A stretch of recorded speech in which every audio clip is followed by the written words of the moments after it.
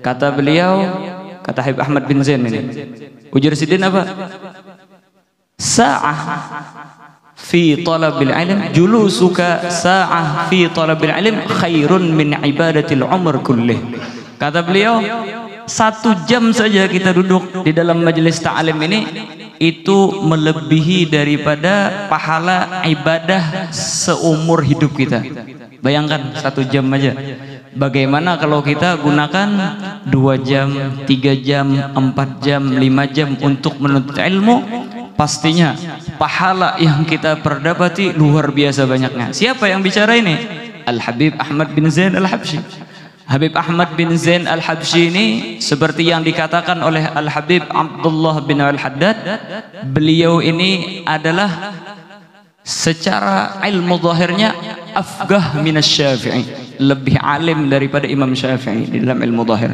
Adapun ilmu batin maka melampaui daripada ilmunya Al-Imam Syafi'i radhiyallahu subhanahu wa ta'ala anhu. Kata beliau ini, ketika kita duduk di dalam majelis ta'lim ini, itu pahalanya lebih besar 1 jam saja, lebih besar daripada ibadah kita seumur hidup kita. Kita gunakan untuk ibadah seumur hidup kita. Kita untuk sholat, untuk puasa, untuk tasbih, untuk salawat dan lain sebagainya. Itu kalau dibandingkan dengan duduknya seseorang di dalam majelis ta'lim, maka duduknya seseorang 1 jam di majelis ta'lim tersebut jauh lebih baik ketimbang orang yang ibadah seumur hidupnya. Semoga Allah Subhanahu wa taala menerima daripada majelis ta'lim kita ini, sehingga pahalanya insyaallah akan kita lihat kelak di akhirat. Amin amin ya rabbal alamin. Oleh karena itulah pada suatu hari Al-Habib Ahmad bin Zain Al-Habsyi itu ketika mengajar, beliau bawa himar. Himar ini keledai, lebih kecil daripada kuda, lebih besar daripada kambing. Postur tubuhnya dan mukanya pun mirip seperti kuda. Akhirnya ketika beliau lagi di tengah-tengah mengajar, nggak lama himar beliau ini mengeluarkan suara. Suara himar ini paling bising sudah. Inna angkaral aswati la sautul himar, seperti yang disebutkan dalam Al-Quran. Suara yang paling menjengkelkan, nggak enak sama sekali suaranya, suara himar itu adalah sautul himar. Akhirnya apa? Akhirnya di tengah-tengah majelis seperti ini, himar beliau berbunyi, berteriak. Akhirnya orang-orang yang di majelis ini pada mau berdiri untuk mendiamkan daripada himar tersebut. Kata Al-Habib Ahmad bin Zain Al-Habsyi, nggak usah berdiri, duduk aja kita. Kenapa wahai Habib? Sesungguhnya aku mau berangkat ke majelis ini macam-macam was-wasnya. Badan saya sakit meriang, kepala sakit, habis itu macam-macam cobaan sudah. Saya gunakan waktuku untuk hadir majelis ta'lim, walaupun badan saya sudah meriang, kepala saya sudah sakit, lain sebagainya. Syaitan nggak membiarkan saya untuk hadir majelis ta'lim, untuk mengajar. Ketika sampai saya di majelis ini, dia tidak bisa mengganggu saya. Akhirnya apa? Itu himar, syaitan yang mengganggu. Maka kata beliau, kalau dia tidak bisa mengganggu saya, akhirnya dia mengganggu daripada himarku, masa kita biarkan dia mengganggu cuma dengan sebab himar? Udah biarin aja himarnya, biarin iblis kewalahan, capek-capek bikin himar suaranya ini lain sebagainya. Yang penting kita duduk di dalam majelis ta'lim, di dalam ilmunya Nabi Muhammad sallallahu wasallam wa baraka alaihi wa ala alihi. Karena pahalanya yang sangat besar inilah mereka akhirnya meninggalkan daripada apapun kegiatan mereka untuk menghadiri daripada majelis seperti ini. Sampai-sampai pernah kita ceritakan dulu, salah seorang daripada As-Segaf di Hadramaut sana, beliau ini alim luar biasa, Gaudi di sana. Beliau di tengah-tengah mengajar daripada ilmu agama, datang malakul maut, mau sakarat sudah ini. Dan beliau pada waktu itu sedang membaca kitab Hadz di dalam Minhajut Thalibin. Dan di sana kalau baca Minhaj itu ada Gol Mu'tamad As-Shah atau Mugabil As-Shah dan lain sebagainya. Akhirnya di tengah-tengah majelis ini beliau datang sakarat. Beliau di tengah-tengah mencari daripada pendapat kedua ini. Beliau menyuruh santri beliau, ayo cari pendapat kedua. Ternyata Ketika beliau menyuruh santri beliau menyuruh pendapat kedua itu, beliau pingsan. Karena apa? Mau sakarat sudah. Akhirnya santri-santri bukannya mencari pendapat yang kedua, malah sibuk mengangkat Habib tersebut. Memokong Habib tersebut atau menandu daripada Habib tersebut.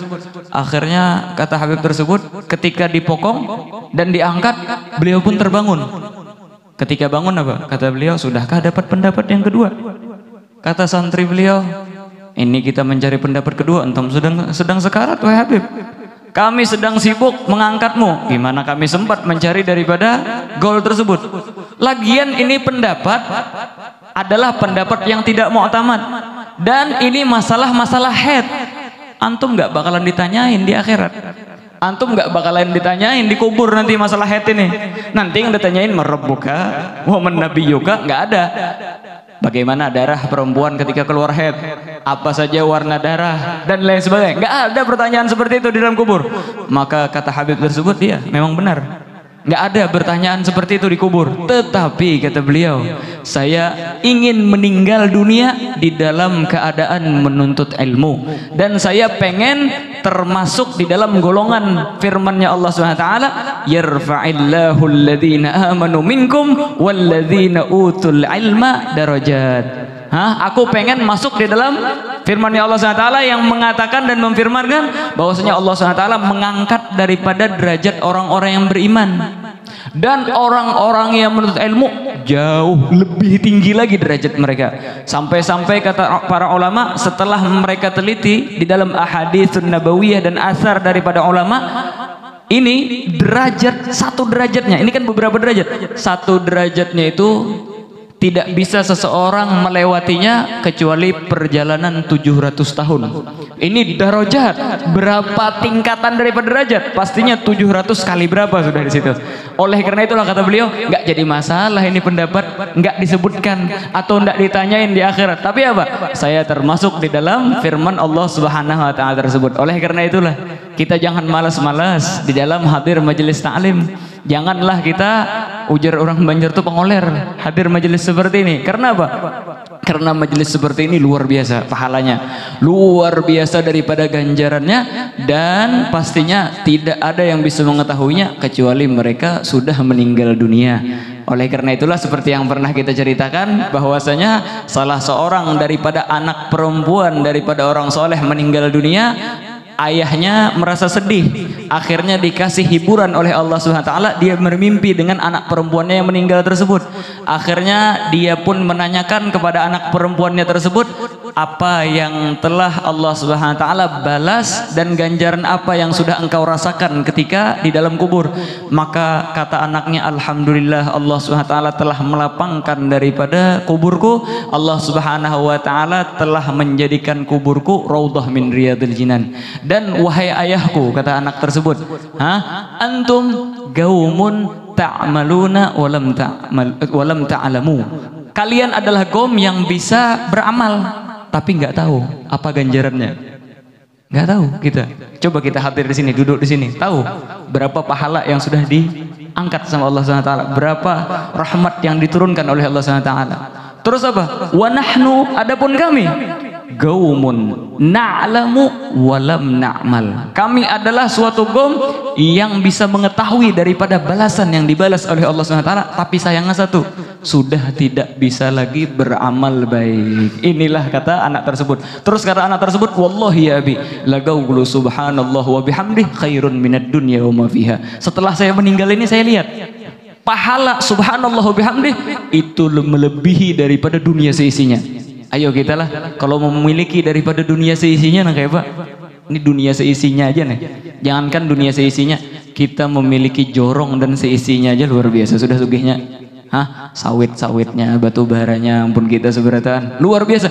Ini khairun minad dunya wa ma fiha, lebih baik daripada dunia seisinya. Itu cuma perkataan subhanallah. Tadi kita dengar daripada Habib Ahmad bin Zainal Habsyi, kalau seandainya kita seluruh daripada umur kita gunakan untuk ibadat subhanallah, alhamdulillah dan sebagainya, 1 jam kita duduk di dalam majelis ta'lim itu jauh lebih baik daripada pahala tersebut pastinya.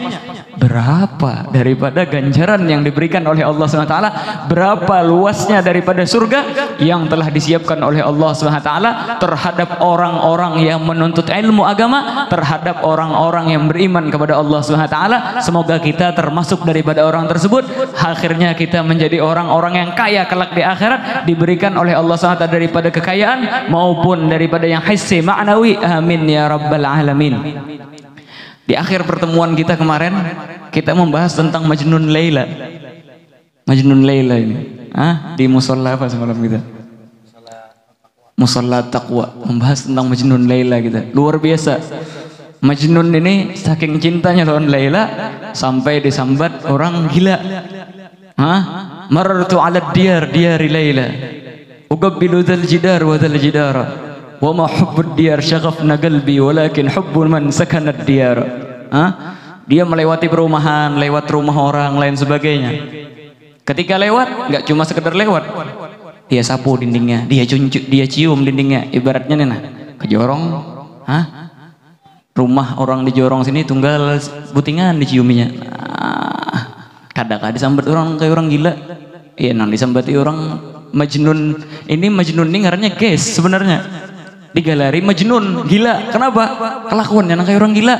Mencium dinding ini, mencium dinding itu. Tunggal butingan, dinding diciuminya. Akhirnya juga orang, "Napa ikam wahai Majnun menciumi dinding itu?" Maka kata Majnun, "Wa ma hubbud diyar syaghafna qalbi." Yang membuat hatiku ingin mencium dinding ini bukan rumah ini, bukan perumahan ini, bukan rumah ini, tetapi apa?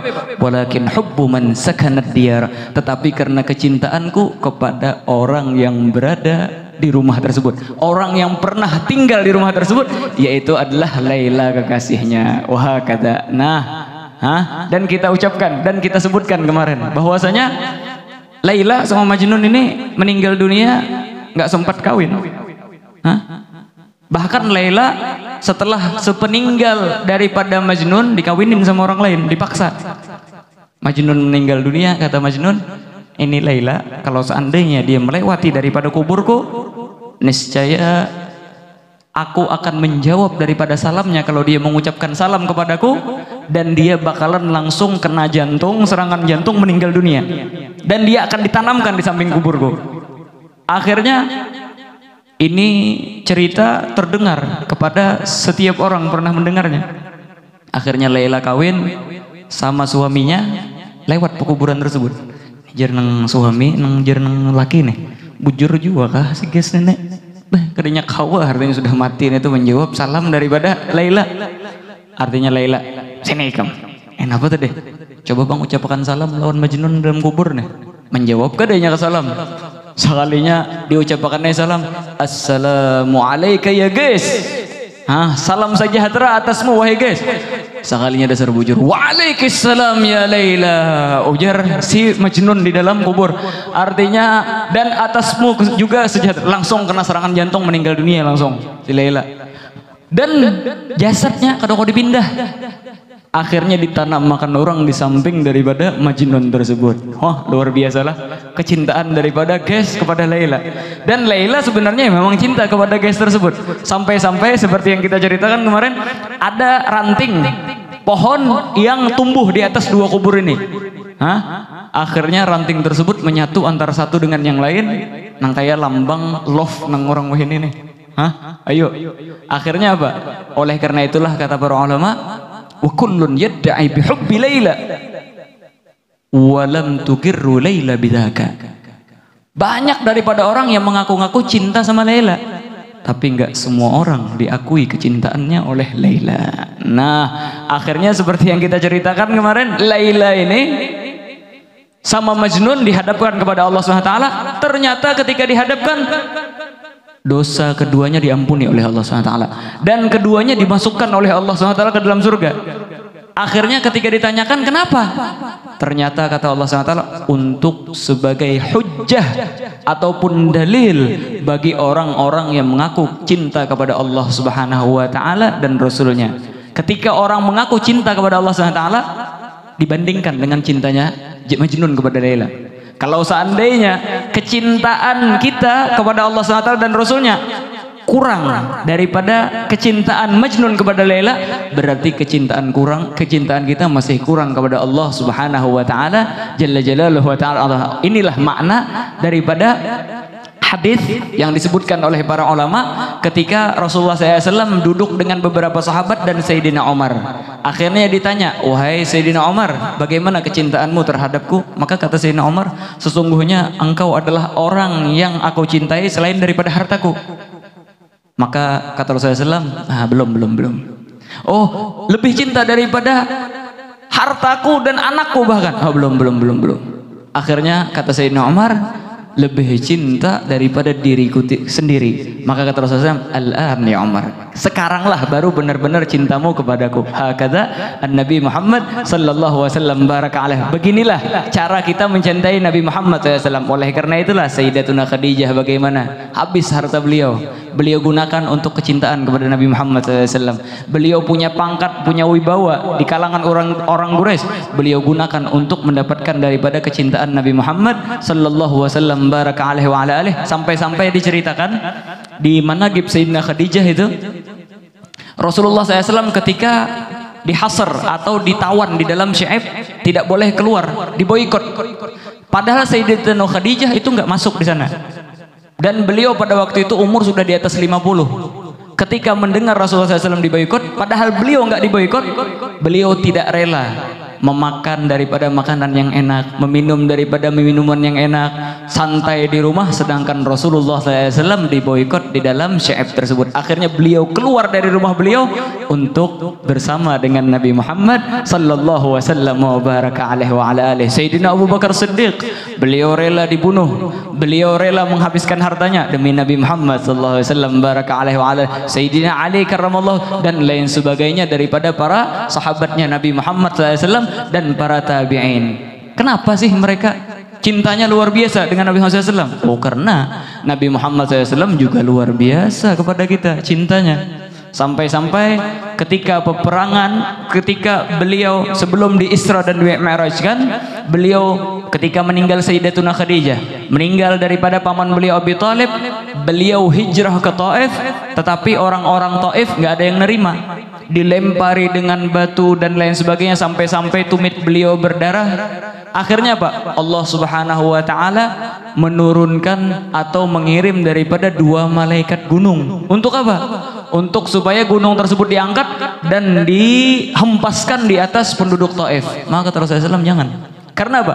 Wa inni la arju an yakhruja min aslabihim man amana billahi wa rasulih. Sesungguhnya aku menginginkan agar keluar daripada sulbi mereka keturunan yang beriman kepada Allah Subhanahu wa taala dan rasulnya. Oleh karena itu langsung Sayyidina Jibril takjub dengan apa yang diucapkan oleh Nabi Muhammad SAW. Kenapa kok takjub? Ya kita kadang disakitin orang. Ketika kita ada kesempatan doa ijabah atau kita mempunyai preman yang bisa menyakiti orang tersebut, apa yang kita lakukan? Artinya kurang ajar benar orang itu. Sadang dibalas nih. Tempulun ada preman nang artinya jago pukul nang melawan-akan. Ini artinya ada duit kesan menyewa jago pukul atau doa sekiranya. Bahkan kita kada tahu doa kita dijabah, berdoa ya Allah mudahan nang menzalimi ulun tuh mati. Mudahan nang menzalimi ulun ini nang kayak itu. Ini Rasulullah langsung datang 2 malaikat. Untuk Allah SWT menawarkan dengan 2 malaikat tersebut untuk dihempaskan daripada gunung tersebut. Apa kata Rasulullah? Saya nggak pengen mereka meninggal dunia. Saya nggak pengen mereka musnah. Tapi saya menginginkan keturunan mereka bakalan beriman kepada. Akhirnya apa kata Sayyidina Jibril? Sadaqallahu alladzi sammaka birraufir rahim. Sungguh benar Allah Subhanahu wa taala yang telah memberi gelar dan memberi nama kepada engkau dengan Ar-Rauf dan Ar-Rahim. Sallallahu wasallam wa baraka alaihi wa ala alihi. Sampai-sampai ketika Rasulullah SAW sedang datang ke rumah Sayyidatuna Aisyah. Sayyidina Aisyah masih kecil Sayyidina Aisyah. Dan Rasulullah SAW mengawini Sayyidatuna Aisyah waktu kecil, tapi tidak dukhul atau berkumpul dengan Sayyidina Aisyah kecuali setelah beliau besar. Nah, waktu kecil Sayyidatuna Aisyah itu lagi main-main. Kata Nabi Muhammad SAW, oh luar biasa ini. Sayyidina Aisyah pintar banget ini main-main. Akhirnya didoakan sama Rasulullah SAW. Allahumma ighfir li Aisyah ma taqaddama min dhanbiha wa ma ta'akhkhar ma asarrat wa ma a'lan. Ya Allah, ampuni ampuni daripada dosa-dosanya Sayyidina Aisyah yang telah lewat ataupun yang akan datang, maupun yang dia sembunyikan atau dia tampakkan di tengah-tengah orang. Akhirnya Sayyidatuna Aisyah tersenyum. Kata Rasulullah SAW, kenapa engkau tersenyum wahai Sayyidina Aisyah?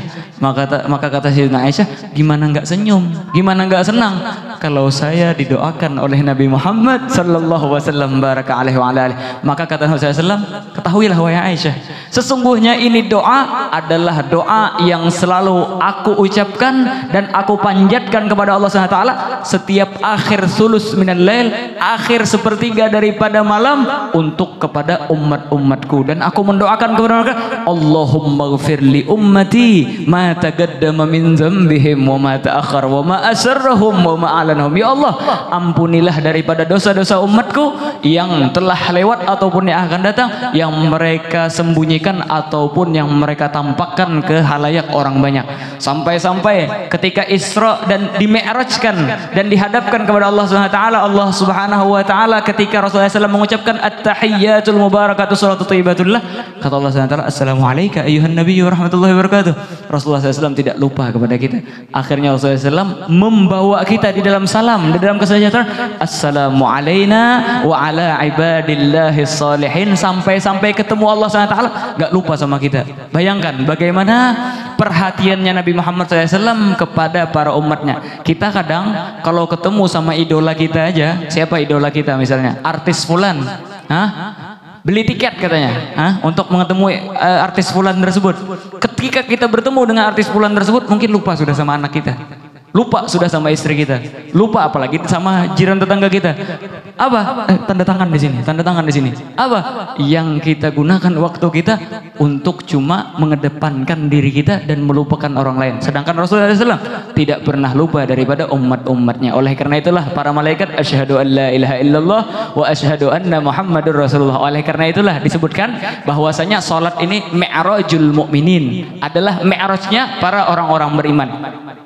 Al-Habib Abdurrahman Al-Masyhur di dalam Bughyah, beliau ditanya, kenapa kok adat salaf atau adat orang Hadramut ketika selesai sholat mereka salam-salaman, sedangkan bersalaman itu tidaklah disunnahkan kecuali ketika orang datang bepergian atau setelah sholat subuh atau sholat asar. Itu saja yang kita dapatkan daripada riwayat.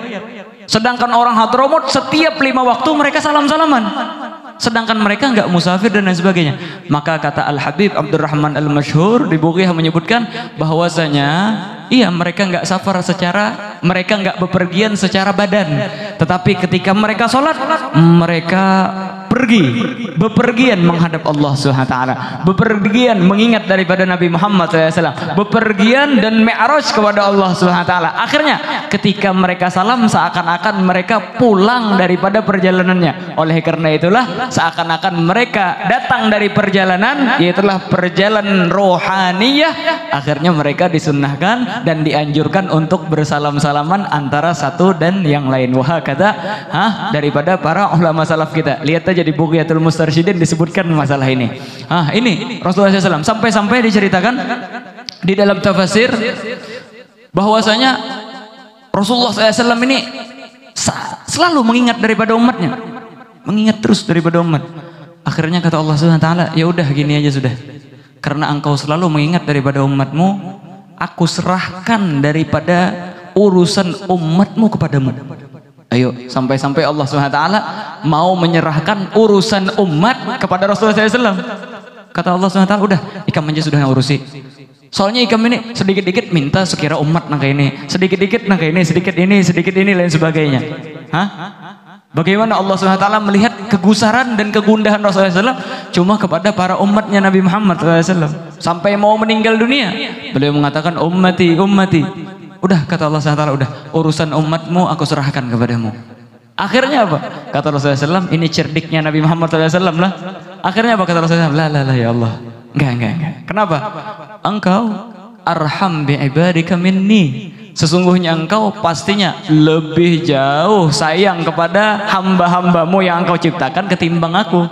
Mereka adalah umatku, sedangkan binisbah engkau wahai Allah SWT itu adalah makhluk-makhlukmu. Akhirnya dikembalikan oleh Rasulullah SAW kepada Allah SWT tawaran tersebut. Akhirnya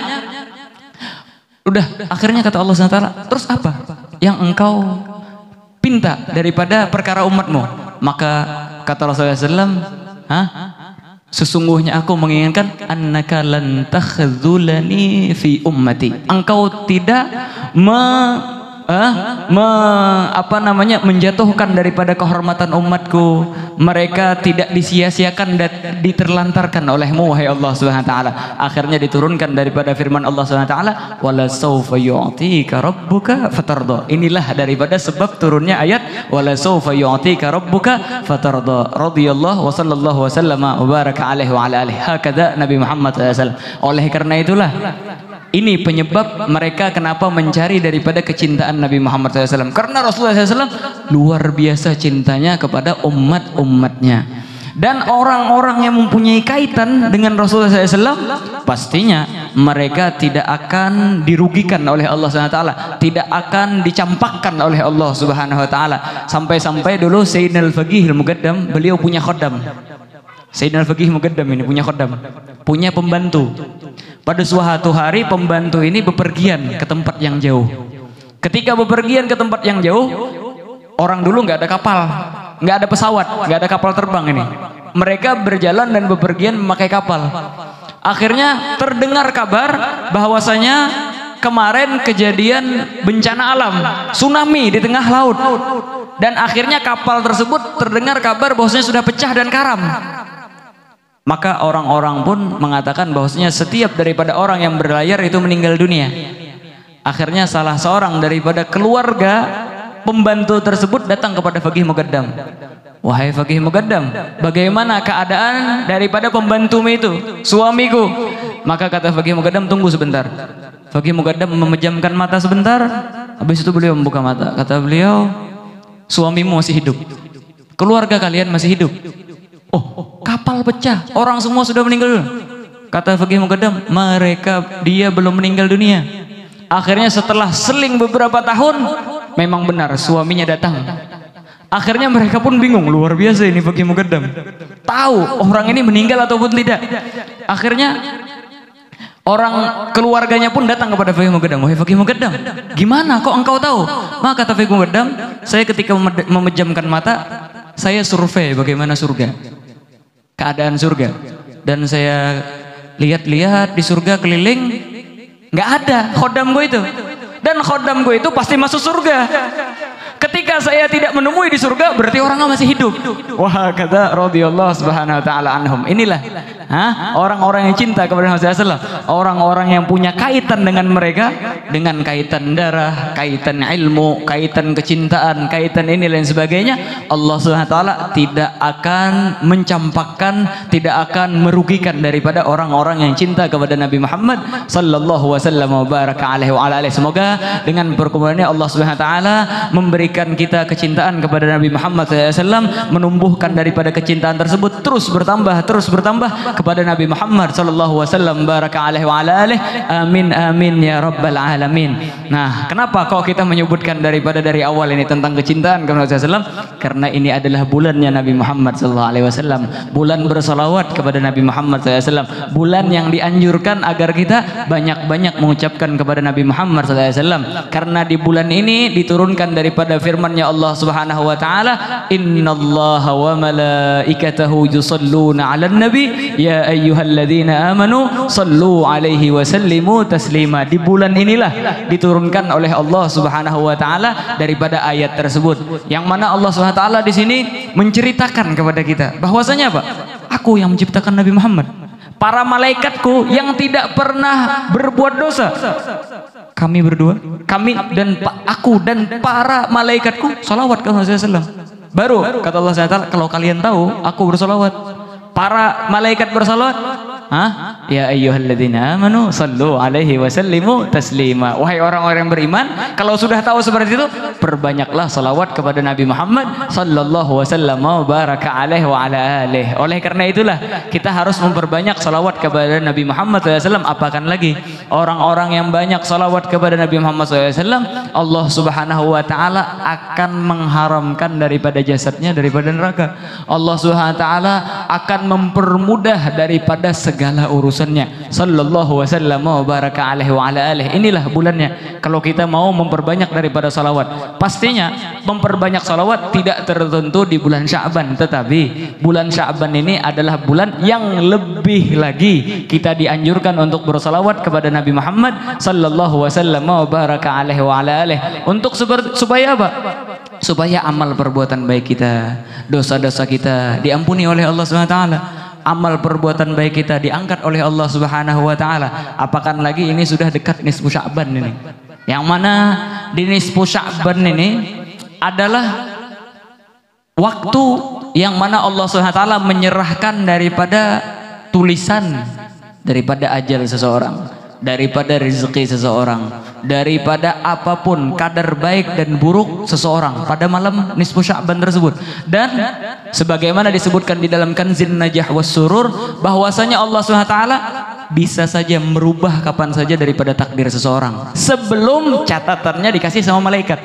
Kalau sudah dikasih catatannya kepada malaikat, udah nggak berubah lagi sudah. Makanya para ulama akhirnya membahas kapan ini waktu dikasih daripada catatan tersebut. Ternyata setelah mereka teliti, sebagaimana disebutkan di dalam ahadits nabawiyah dan asar daripada ulama, ternyata waktu penyerahan tersebut yaitu adalah malam daripada nisfu Sya'ban. Dan banyak di antara kita mungkin, kenapa? Sibuk hendak menanam sawit, sibuk hendak investasi ini, sibuk hendak mengolah lahan batu bara ini, sibuk hendak mengolah hotel ini, sibuk hendak mengolah travel ini, sibuk hendak ini dan itu. Banyak ya Allah di antara kita nang itu. Tapi apa? Malam nisfu Sya'ban kada ingat minta doa Allah taala supaya panjang umur. Sekalinya imbah sudah jadi sawitnya, bebuhan sudah harus tertinggalkan. Sudah jadi hotelnya terbangun tertinggalkan. Sudah jadi batu bara dapat KP-nya macam-macam sudah, izin ini izin itu harus tertinggalkan. Bini harus dikawini orang bini. Inya menyediakan rumah, menyediakan hotel, menyediakan sawit, sekalinya harus investasi kesan laki anum nang bini. La haula wala quwata illa billah. A'adzanallahu subhanahu wa ta'ala min dzalik. Oleh karena itulah, nah ini sebelum kita mendatangi atau bertemu dengan malam nisfu Sya'ban itu, siap-siap kita. Ya apa siap-siap? Nah, dimulai dengan bulan Rajab semalam kita beristighfar banyak-banyak sudah, dosa diampuni sudah. Nah bulan itu ibarat orang nangan itu menanam sawit sudah. Nah bulan Sya'ban ini apa? Kita sirami dengan salawat supaya apa? Supaya tumbuh-tumbuhannya kenal, supaya sekira memanen puas hasilnya. Dan pada bulan Ramadan karena kita memuai daripada hasilnya. Oleh karena itulah siap-siap ini kita sebelum malam nisfu Sya'ban biasakan mengucapkan daripada kata-kata yang baik. Kita biasakan kita memperbuat daripada perbuatan yang baik. Kita biasakan daripada apapun itu. Di dalam makan pun kita siapkan. Ini kadang ada apa? Sebelum Ramadan artinya makan banyak, puas-puas artinya makan. Biar kena bulan Ramadan tenang artinya. Padahal tuh balik nang itu, pian makan 5 kali sehari. Nah bulan Sya'ban nih, yang bulan Ramadan ya nang puasa kada riang tak, mahir 5 kali sehari makan, dapatnya 2 kali sehari. Iya nang, kelaparan jar siang, inya juga diolah gawi, kenapa? Makan keganjangan. Nah mulai bulan Sya'ban ini dikurangi daripada makan, dikurangi daripada bepander-pander nang kada baik, kelakuan nang kada baik, supaya bulan Ramadan tenang sudah kita. Sekira bulan Ramadan bisa menjalani rutinitas nang baik. Wah kada. Oleh karena itulah ini yang dinamakan dengan bulan kita menyirami daripada tanaman kita. Karena apa? Karena kalau kita tidak sirami dengan sekarang, ya hasil istighfar kita tadi harus kita panen mati sudah. Nah, sekira kita panen hasil istighfar kita sirami dengan salawat, akhirnya kita nikmati daripada hasilnya di bulan Ramadan. Semoga kita bisa menikmati daripada hasil tersebut di bulan Ramadan. Amin amin ya rabbal alamin. Nah, jadi nang ada qati'atur rahim sedang disambung pulang silaturahim. Karena apa? Sayang benar, malam nisfu Sya'ban adalah malam nang diijabah daripada doa. Ayo bayangkan, khamsu layalin la turaddu fihinna doa. Pada 5 malam ini kada ditolak daripada doa, di antaranya malam nisfu min Sya'ban. Ini di hadapan kita sudah. Di ketika doa kita diijabah, masa kita menghilangkan daripada atau meninggalkan daripada kesempatan emas ini. Ibaratnya nih, artinya siapa nang datang malam nisfu Sya'ban dengan tanpa persyaratan, aku julungi pajar spot, aku julungi rumah, aku julungi hotel. Siapa aja nang datang dengan tanpa persyaratan. Hah? Pastinya ya kalau lah nang ketujuh guring kan bangun tak caket mata mendengar, oh iya kesempatan emas ini. Nah, ini sudah diberitahu oleh Allah Subhanahu wa taala dan Rasulnya bahwasanya malam nisfu min Sya'ban itu adalah malam yang diijabah daripada doa, dengan syarat. Padahal syaratnya ini sebenarnya walaupun malam nisfu Sya'ban ataupun kada malam nisfu Sya'ban, kita jangan ketujuh adu domba. Hah?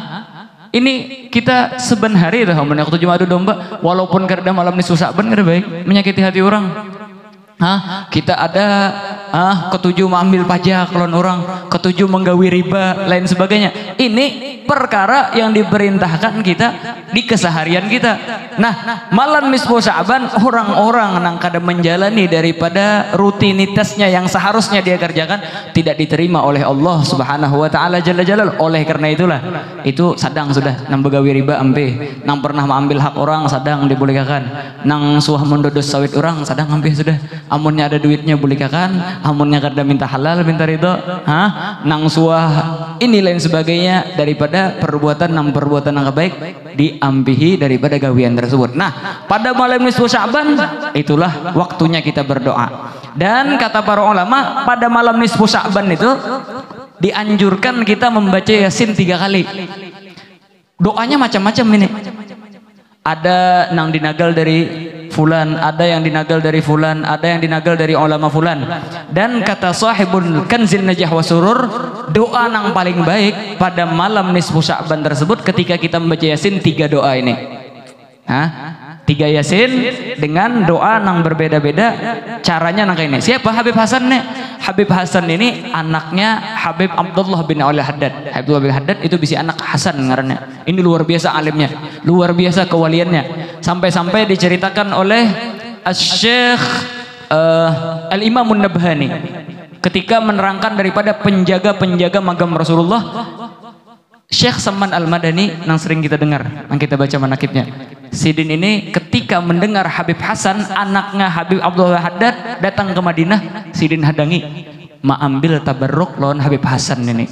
Nah, dalam artian Sidin ini sezaman lawan Syekh Saman Al-Madani. Dan Sidin mengambil barokah lawan Al-Habib Hasan, anaknya daripada Al-Habib Abdullah bin Al-Haddad, yang mana beliau ini tadi satu masa daripada Syekh Saman, Habib Ahmad bin Zain Al-Habsyi dan lain sebagainya daripada ulama-ulama yang besar pada zaman itu. Nah, nang dinagal daripada Kanzil Najah Surur, di sana kata beliau nang terbaik itu dari nang lain ini yang diambil daripada Habib Hasan bin Abdul Haddad. Jadi sidin apa? Kita membaca Yasin 3 kali. Nang pertama kita niatakan supaya apa? Allah Subhanahu wa taala memanjangkan daripada umur kita. Dan jangan itu aja doanya, panjang umur dan diberikan taufik dan kekuatan untuk berbuat taat. Nah, itu niat pertama tuh. Sarah aja kita hendak berjamaah di masjid, hendak di rumah kamu nyorangan, hendak lawan keluarga kita kumpulkan. Bawai orang-orang terdekat kita atau kita sorangan lain sebagainya. Amunnya bisa sorangan, amunnya kada bisa, berarti nang bisa. Apa doa pertama tadi? Supaya panjang umur dan diberikan kekuatan dan taufik daripada berbuat taat. Karena amunnya panjang umur aja kada ada taat, kada ada ibadat, sama ya bohong. Karena apa? Karena umurnya tadi kada ada angkanya, kada ada nominalnya. Ibarat angka itu 0, 0, 0, 0, 1000, 10, sejuta, semiliar nol pun gak ada angkanya. Ketika diisi ibadah di sana itu dapat satu tuh. Hah? Amunnya dapat 0 sebiji 10, 02 biji 100, 03 biji 1000, 04 biji 10.000. Sepak, makanya khairukum man tala umruhu wa hasuna amaluhu. Orang yang paling baik di antara kalian sebagaimana dalam hadis disebutkan adalah orang yang panjang umurnya dan perbuatannya baik. Ini kada umur aja panjang, gawian apa? La haula wala quwata. Kada kalau disambat lagi sudah nang bedom nya juga masih bagus bang bedomnya Allah lah. Nang becatur nya juga masih bagus juga. Nang menjablay nya juga la haula wala quwata. Nang ke diskotik nya juga mau luakan. Hah? Nang berjalan ke sini nang mahaur di kampungnya juga nembok karaokean sampai jam 2 malam. Hah? Nang wah luar biasa sudah. Nenek orang nang punya 0 banyak tapi nilainya kada, satunya itu nang kada. Ketika kita bisa amal sebiji, 1 dapat. Amal 2 biji, 2. Amal 3 biji, 3. Amal 4 biji, macam-macam. Makanya oleh karena itulah perbanyak daripada perbuatan baik. Tasbihnya diucapkan dapat nilai 1 sudah. Salawat dapat nilai 2. Istighfar dapat nilai 3. Salawat dapat nilai 4. Semakin banyak gawian, semakin banyak daripada angkanya. Semakin panjang umur, semakin banyak daripada nolnya. Inilah yang dimaksud dengan khairukum man tala umruhu wa hasuna amaluhu. Makanya kita ketika doa Yasin pertama baca apa? Ya Allah. Bahasa Indonesia ada Pak. Kalau Bang harus bahasa Arab jar kada. Kenapa? Ya Allah, ulun membaca Yasin dengan niat supaya panjang umur dan diberikan taufik supaya kuat di dalam perbuatan ibadah. Kenapa tadi jadi minta taufik? Karena taufik ini adalah khalqu qudratit ta'ah fil abad, yaitu adalah Allah SWT menciptakan kekuatan kepada seorang hamba untuk beribadah supaya taat kepada Allah SWT. Karena kita ini sama aja, bisi awak, bisi pikiran, bisi otak, bisi hati sama aja. Yang membedakan kita lawan buhan aulia tuh apa? Membedakan kita lawan orang-orang dekat lawan Allah Ta'ala. Sama aja berhidung, sama aja bermata, sama aja bermuntung, bisi aja. Bedanya apa? Bebuhannya ini bisa menggunakan waktu untuk taat kepada Allah SWT. Waktu sama aja 24 jam, kada belain kada. Syekh Seman, guru fulan, guru fulan, guru fulan sama aja. Angka daripada waktunya 24 jam. Bedanya apa? Bebuhannya ini menggunakan waktu untuk ketaatan. Kenapa tadi? Karena mereka minta taufik dan kekuatan dan dipermudah kepada Allah Subhanahu wa taala. Nah, ini nih, nang pertama. Nang kedua, yaitu adalah apa niatnya? Supaya aman minal afat, supaya dijagakan daripada penyakit. Nah, mbah punya panjang umur ya Allah, beribadah rajin. Tapi banyak bisi penyakit. Pian bisi duit seem kan kada nyaman. Kada ternikmati. Hendak makan daging kada boleh jar. Minjangan masa mamtu nyawan bener pian makan minjangan dia nasi itu. Ada orang berjual di bawah pohon apa tuh? Pohon kapok kan ngarannya. Wah luar biasa. Tepaloh langsung makan. Coba pian namanya penyakit. Duitnya ada nih nukar. Tapi artinya amunnya makan minjangan darah tinggi langsung. Nyaman lah. Hendak minum kopi, kopi napa ngarannya Starbucks macam-macam nih. Ada kawa, napa kencing manis ya. Makan rendang ada kawa, kolesterol tinggi. Nah, makanya kita minta imbah panjang umur dalam ketaatan supaya dijauhkan daripada penyakit. Terus apa? Wal ahad dan bencana. Bencana ini macam-macam nih. Nang bebuhan nang penyawitan dah bener nih. Imbah ditanam sawit, tikus menghantam, hama itu bencana itu. Imbah sudah pena ganal sedikit dihantam bangkoi pulang lawan babi. Nah, jadi apa? Artinya panjang umur, diamankan daripada apa ngarannya penyakit, daripada bencana juga. Dalam artian apa? Ini nang mau nih. Artinya di kampung itu sidin aja sawit nang kada dihantam tikus. Sawit sidin aja nang kada dihantam lawan apa ngarannya bangkoi. Sakalinya haro luar biasa sidin membaca Yasin sakalinya malam nisfu Sa'ban. Nang ini malam nisfu Sa'ban abot perjalanan, malam nisfu Sa'ban abot ke sini ke situ. Hendak hasil terbaik artinya la haula wala quwata illa billah subhanahu wa ta'ala. Jadi itu. Jadi apa? Minta itu, minta aman daripada penyakit, aman daripada segala bencana apapun itu bencananya, dan terakhir yaitu apa? Yaitu Allah SWT meluaskan daripada rezeki rezeki orang tersebut. Nah, jadi di Yasin pertama 2 doa. Yaitu apa? Panjang umur dan apa ngarannya tadi? Panjang umur dengan kekuatan untuk beribadah, taufik di dalam ibadah. Yang kedua tadi apa? 3 doa. Doa pertama aman daripada penyakit. Yang kedua aman daripada bencana dan supaya diluasakan daripada rezeki. Karena apa? Ketika ini seperti yang ulun bilang tadi, ulun padahkan malam nisfu Sa'ban ini penentuannya. Kapan aja Allah SWT bisa merubah ini. Nah, ketika padahal tulisannya sudah seandainya kita kada beribadah nih, kada minta doa, bisa aja melarat tahun dudi, bisa juga meninggal, bisa juga ini. Tapi apa? Ketika malam nisfu Sa'ban kita berdoa bagus, akhirnya apa? Allah Subhanahu wa taala memperbaiki daripada catatan kita. Ini nang mengajuti orang nih biasanya nih. Padahal inya 7 turunan susah benar. Haro inya sugih. Dulu berjual iwak karing jadi anjir. Sekalinya harus sugih. Kenapa? Sekalinya catatannya malam nisfu Sa'ban dirubah oleh Allah Subhanahu wa taala. Nah, ini hati-hati juga nang sudah dirubah nih catatannya.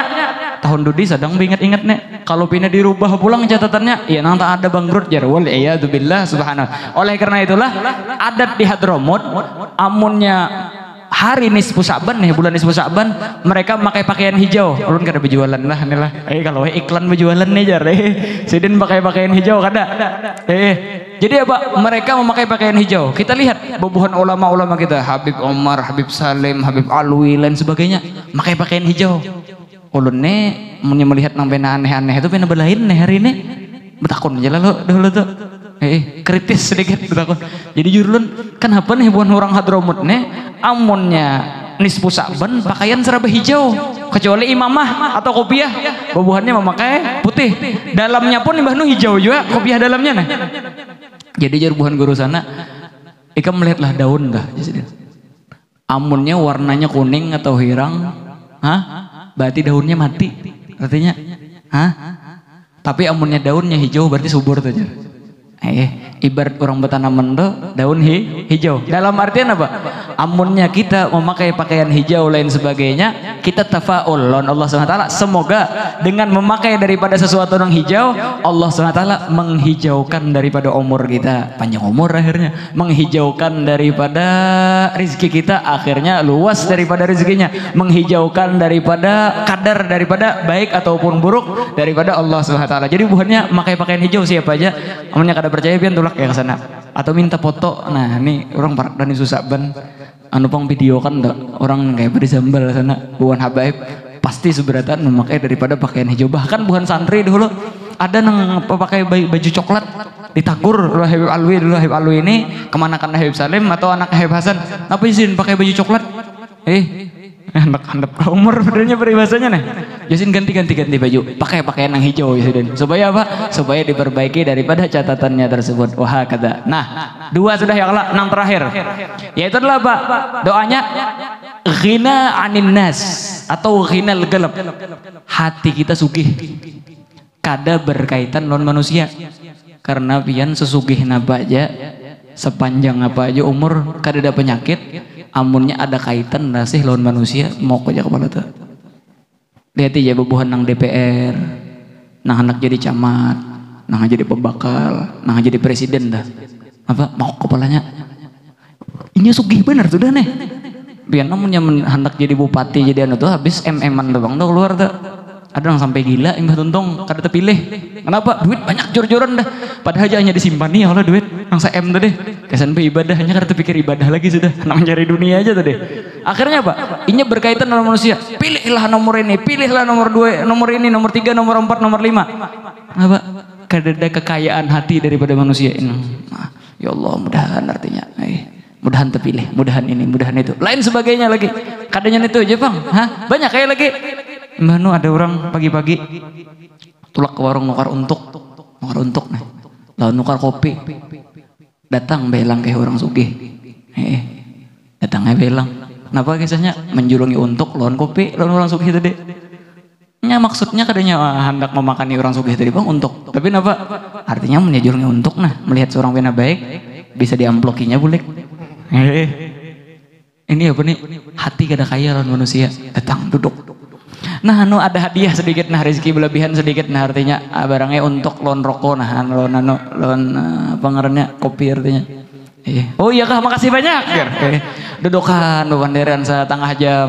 Ayolah ulun nak boleh kena aja. Ija aja. Nah artinya kada keluar apa-apa. Napa le rasa sakit perut artinya 4 bakameh awak aja. 4 bakameh. Imbah tuntung bakameh duduk pulang, bebanderan pulang supaya napa? Supaya paham. Kada paham juga. Imbah anak berdiri. Aja. Berokok aja sebilah 2 bilah pulang ya. Haro sampai berduduk 2 jam 3 jam. Kada keluar juga amblok. Boleh ke? Iya neneng dudukan non kawan. Bungol bener haji nih tuh. Bungol bener orang sugih nih tuh. Hah? Uyuh udah duduk artinya.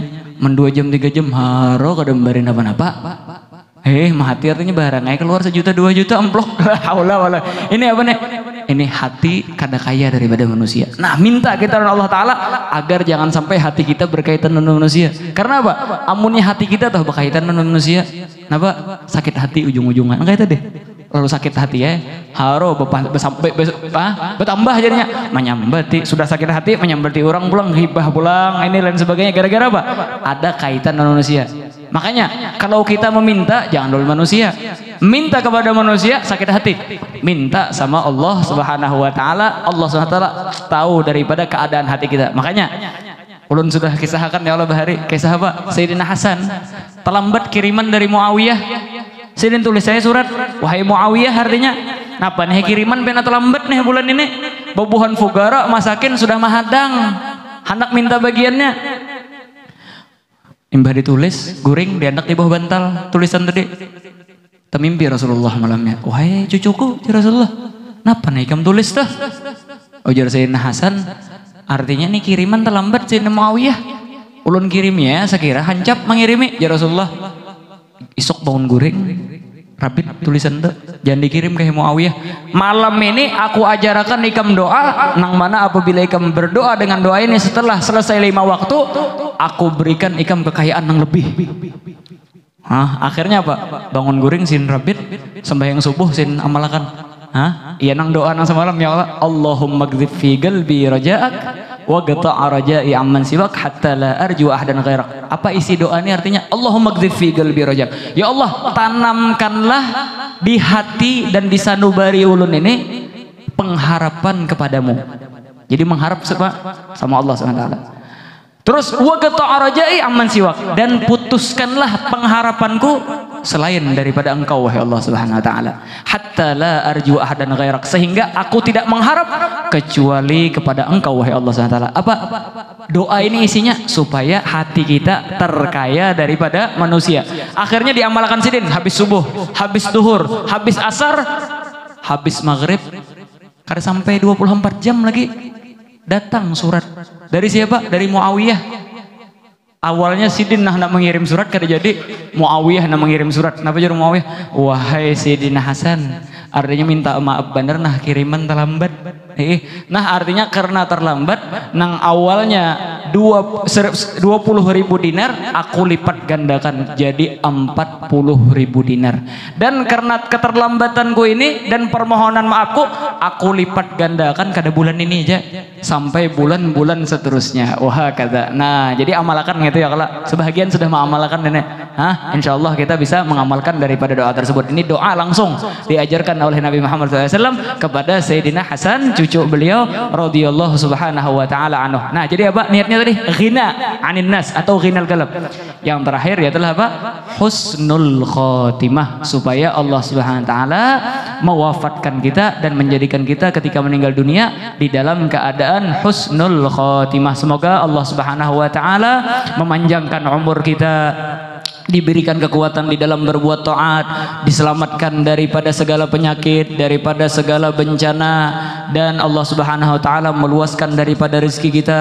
Allah Subhanahu wa taala menjauhkan daripada ta'alluq hati kita daripada manusia, sehingga kita terkaya daripada manusia, tidak perlu dengan manusia dan berharap cuma kepada Allah Subhanahu wa taala, dan kita meninggal di dalam keadaan husnul khatimah. Ya Allah biha, ya Allah biha, ya Allah bihusnil khatimah, ya Allah biha, ya Allah biha, ya Allah بحسن الخاتمة يا الله بها يا الله بها يا الله بحسن الخاتمة اللهم اقذف في قلوبنا رجاءك واقطع رجاءنا عمن سواك حتى لا نرجو أحدا غيرك اللهم اقذف في قلوبنا رجاءك واقطع رجاءنا عمن سواك حتى لا نرجو أحدا غيرك اللهم اقذف في قلوبنا رجاءك واقطع رجاءنا عمن سواك حتى لا نرجو أحدا غيرك اللهم لا تجعل حسناتنا حسنات من أبغضت واجعل سيئاتنا سيئات من أحببت اللهم يا من وفق أهل الخير للخير وعانهم عليه وفقنا للخير وأعنا عليه اللهم بارك لنا في باقي من شعباننا وبلغنا رمضان اللهم بارك لنا في باقي من شعباننا وبلغنا رمضان اللهم بارك لنا في باقي من شعباننا وبلغنا رمضان ربنا آتنا في الدنيا حسنة وفي الآخرة حسنة وقنا عذاب النار وصلى الله تعالى على سيدنا محمد النبي الأمي عليه الصلاة والسلام سبحان ربك رب العزة عما يصفون وسلام على المرسلين والحمد لله رب العالمين الحمد لله. بسم الله الرحمن الرحيم قل هو الله أحد الله الصمد لم يلد ولم